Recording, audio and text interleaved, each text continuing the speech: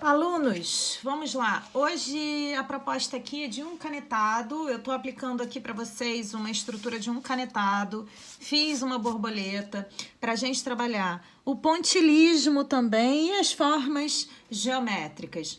Então, eu marquei aqui, vocês estão vendo que eu trabalhei com várias formas de triângulos. Então, a primeira coisa que vocês vão fazer, na verdade, é a estrutura da asa da borboleta.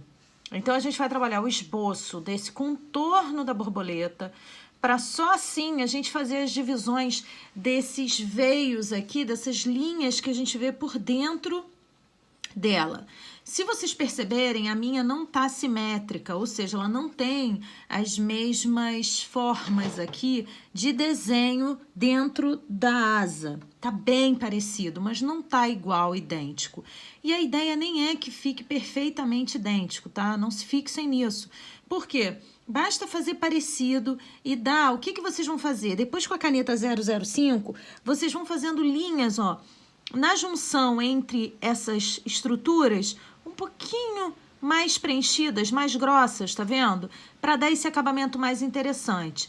As bordas eu fiz com contorno em preto, deixando algumas formas irregulares aqui de círculos não preenchidos também, porque a borboleta tem assim.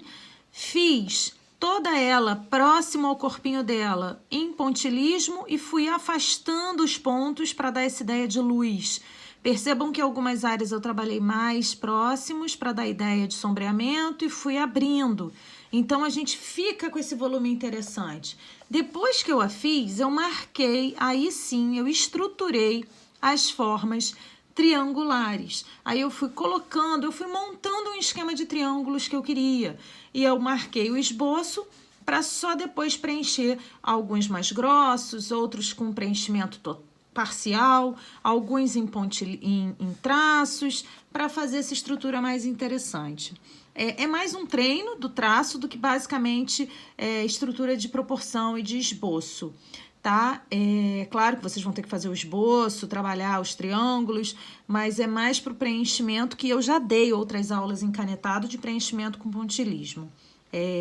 Então fica essa dica, mais um trabalho, um exercício para quem quiser fazer de canetado com com a borboleta, tá bom? Um beijo para vocês, obrigada.